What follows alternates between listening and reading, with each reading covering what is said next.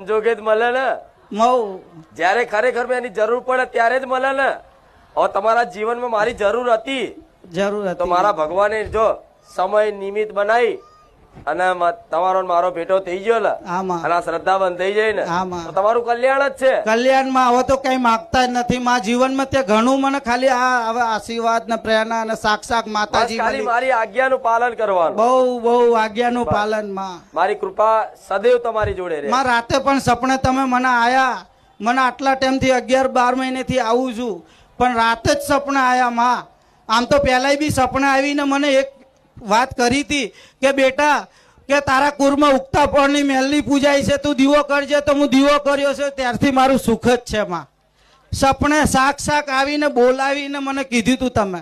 એટલે રાતે કાલની પણ રાતે મને ધૂણવાનું આવ્યું ચામુંડામાં તો માં તમે માથે હાથ મૂકીને કીધું કે બેટા આ